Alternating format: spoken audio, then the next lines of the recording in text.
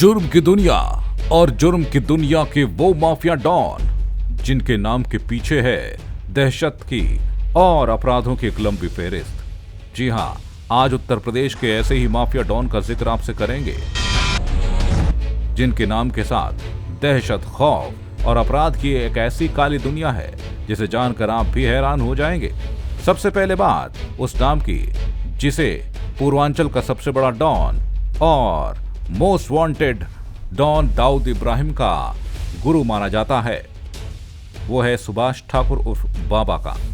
जी हां, फिलहाल इस वक्त फतेहगढ़ सेंट्रल जेल में वो उम्र कैद की सजा काट रहा है, लेकिन इस चेहरे के पीछे दर्जनों संगीन मामले चल रहे हैं। सुभाष ठाकुर के डॉन बनने की कहानी एकदम फिल्मी स्टाइल में।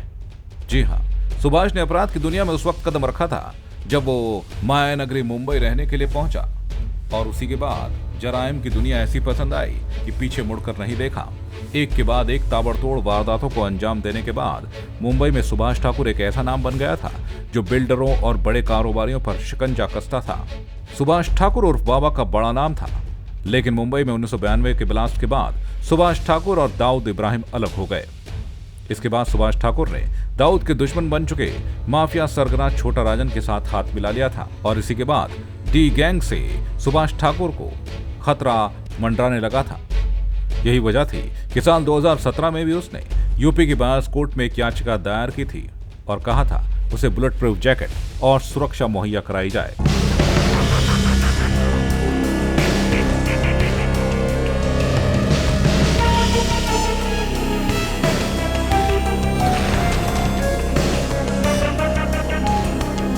आइए अब अगले नाम का रुख करते हैं। नाम है श्री प्रकाश शुक्ला। गोरखपुर के ममखोर गांव में जन्मा श्री प्रकाश शुक्ला एक शिक्षक का बेटा था, लेकिन दबंगई और गुस्सैल प्रवृत्ति बचपन से ही थी। यही वजह थी कि 20 साल के युवक श्री प्रकाश के जीवन का पहला जुर्म यह था कि जब उसने उसकी बहन को देखकर सीटी बजाने वाले एक व्यक्ति की हत्या कर दी थी। और ये वो दौर था जिसके बाद उसने पीछे मुड़कर नहीं देखा और जराइम की दुनिया का बादशाह बन गया। श्री प्रकाश शुक्ला ने सबसे पहले बिहार का रुख किया और वहां के सूरजभान गैंग में शामिल हो गया, और यहीं से श्री प्रकाश शुक्ला ने जुर्म की दुनिया में कदम रखा। साल 1997 में उसने राजनेता और कुख्यात अपराधी वीरेंद्र शाही की लखनऊ में हत्या कर दी थी, और इसके बाद तो न जाने कितनी ही हत्या, अपहरण और अवैध वसूली और धमकी के मामलों में श्री प्रकाश शुक्ला का नाम सामने आने लगा। ये वो दौर था जब पूरब से लेकर पश्चिम तक बस एक ही नाम चलता था, और वो था श्री प्रकाश शुक्ला का। इस बीच श्री प्रकाश शुक्ला ने एक और हत्या कर दी, और वो हत्या थी 13 जून 1998 को पटना स्थित इंदिरा गांधी हॉस्पिटल के बाहर बिहार सरकार के तत्कालीन मंत्री ब्रिज बिहारी प्रसाद की। इसके बाद तो श्री प्रकाश शुक्ला दहशत का दूसरा नाम बन चुका था, लेकिन इसके बाद श्री प्रकाश शुक्ला का खौफ कम नहीं हुआ। हद तो तब हो गई जब श्री प्रकाश शुक्ला ने उस वक्त के तत्कालीन मुख्यमंत्री कल्याण सिंह तक की सुपारी ले ली थी। 6 करोड़ रुपए में सीएम की सुपारी लेने की खबर जैसे ही एसटीएफ को पहुंची, एसटीएफ के लिए ये एक बड़ी खबर थी। इसके बाद श्री प्रकाश शुक्ला को हर जगह तलाशा जाने लगा। 30 सितंबर 1998 को एसटीएफ को खबर मिली कि श्री प्रकाश शुक्ला दिल्ली से गाजियाबाद की तरफ आ रहा है, और इसके बाद पुलिस ने इंदिरापुरम के सुनसान इलाके में उसकी कार को ओवरटेक कर उसका रास्ता रोक लिया। लेकिन श्री प्रकाश शुक्ला कहां मानने वाला था। इसके बाद उसने पुलिस पर ताबड़तोड़ फायरिंग शुरू कर दी, और पुलिस की जवाबी फायरिंग में श्री प्रकाश शुक्ला मारा गया। और इस तरीके से उत्तर प्रदेश के एक बड़े माफिया डॉन की कहानी खत्म हुई। माफिया डॉन की फेहरिस्त में अगला नाम है यूपी के डॉन मुन्ना बजरंगी का। जी हां, मुन्ना बजरंगी जुर्म की दुनिया का एक बेताज बादशाह। असली नाम प्रेम प्रकाश सिंह। जन्म 1967 में उत्तर प्रदेश के जौनपुर जिले के पूरे दयाल गांव में हुआ था। पिता का अरमान था कि बेटा पढ़ लिख कर बड़ा आदमी बने, लेकिन प्रेम प्रकाश और मुन्ना बजरंगी के मन में तो जराइम की दुनिया छा चुकी थी। मुन्ना बजरंगी फिल्मों को देखकर एक बड़ा गैंगस्टर बनने की चाहत रखता था, और यही वजह थी कि 17 साल की छोटी सी उम्र में ही उसके खिलाफ पुलिस ने मुकदमा दर्ज कर लिया था। उसके ऊपर मारपीट और अवैध असलहा रखने का मामला दर्ज किया गया था। इसके बाद मुन्ना बजरंगी ने कभी पलट कर नहीं देखा और जराइम की दुनिया में वो दाखिल होता चला गया। 80 के दशक में मुन्ना बजरंगी ने पहली हत्या की थी। इसके बाद उसने जौनपुर के बीजेपी नेता रामचंद्र सिंह की हत्या कर पूर्वांचल में अपना डंका बजा दिया। मुन्ना बजरंगी ऐसा नाम था कि उसके नाम के आगे कई हत्याएं जुड़ी, लेकिन सबसे बड़ी हत्या जुड़ी जब उसने बीजेपी विधायक कृष्णानंद राय को खत्म करने की साजिश रची थी। 29 नवंबर 2005 को मुन्ना बजरंगी ने कृष्णानंद राय को दिन दहाड़े मौत की नींद सुला दिया था। इसके बाद मुन्ना बजरंगी के ऊपर 7 लाख का इनाम घोषित कर दिया गया था। आपको बता दें कि 29 नवंबर 2009 को दिल्ली पुलिस ने मुन्ना को मुंबई के मलाड इलाके में एक नाटकीय ढंग से गिरफ्तार किया था।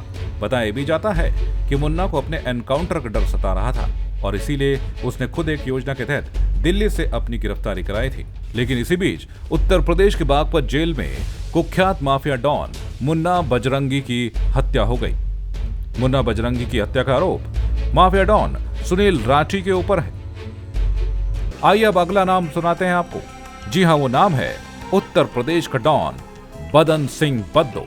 ये दुनिया एक रंगमंच है और हम सब इस मंच के कलाकार। जी हाँ, कुछ इसी अंदाज में जीवन जीता है बदन सिंह बद्दो। साल 1980। जी हाँ, ये वो दौर था जब बदन सिंह बद्दो एक मामूली सा ट्रक ड्राइवर हुआ करता था। थोड़ी बहुत दबंगई चला करती थी, लेकिन दबंगई तो बस शुरुआत थी, क्योंकि बदन सिंह बद्दो को एक बड़ा नाम बनना था। शुरुआत उत्तर प्रदेश के बॉर्डर पर शराब की तस्करी से शुरू हुई और यहीं से बदन सिंह बद्दो का नेटवर्क फैलता चला गया।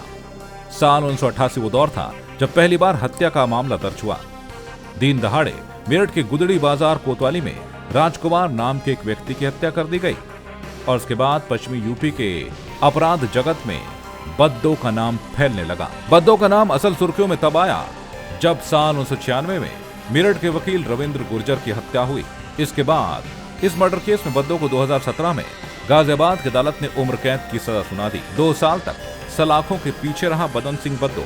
इसके बाद मार्च 2019 में उसे एक बार फिर गाजियाबाद कोर्ट में पेश किया गया। पेशी के बाद पुलिस उसे फतेहगढ़ वापस ले जा रही थी। 28 मार्च 2019 का यह दिन था जब शातिर बद्दो ने पेशी के बाद पुलिस को मेरठ के रास्ते होकर चलने के लिए राजी कर लिया था और पुलिस टीम उसे लेकर मेरठ के एक होटल पहुंची और इसके बाद होटल में पुलिस की जमकर खातिरदारी करने की भी बात बताई जाती है।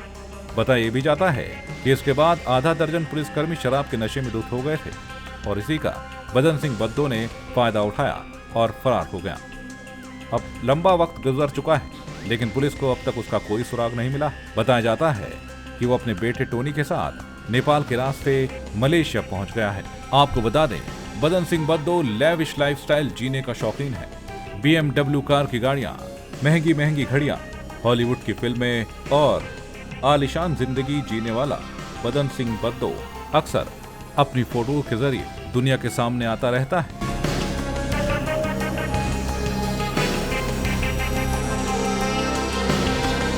अगला नाम जो उत्तर प्रदेश के माफिया डॉन की फेहरिस्त में है, वो नाम है सुनील राठी का। जी हाँ, सुनील राठी का वो नाम जो मुन्ना बजरंगी की हत्या के बाद सुर्खियों में छाया। सुनील राठी एक ऐसा नाम जिसने अपराध जगत में कदम तब रखा जब पिता का मर्डर हुआ था। जी हाँ, साल 1999 में सुनील राठी के पिता नरेश राठी का गांव के ही रहने वाले साहब सिंह राठी और मोहकम सिंह राठी से विवाद हुआ था, जिसके बाद उनकी हत्या कर दी गई थी। बताया जाता है इस हत्या के पीछे चुनावी रंजिश थी और चेयरमैनी को लेकर यह विवाद चल रहा था।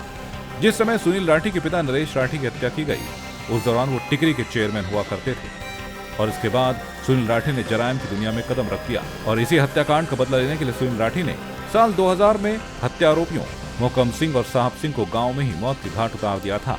बताया जाता है कि इनके साथ 2 और लोगों की हत्या की गई थी। इसके बाद सुनील राठी देश की राजधानी दिल्ली में शिफ्ट हो गया था। इसके बाद उसने दिल्ली में एक शोरूम में डकैती डाली थी। बताया जाता है कि इस दौरान सुनील ने अपने साथियों के साथ शोरूम के 3 लोगों की हत्या कर दी थी और इस वारदात को अंजाम देने के बाद वो भागने में कामयाब हो गया था। इसके बाद दिल्ली छोड़ने के बाद हरिद्वार में अपना डेरा बसाया और यहीं प्रॉपर्टी के बिजनेस में पैर फैलाना शुरू कर दिया था।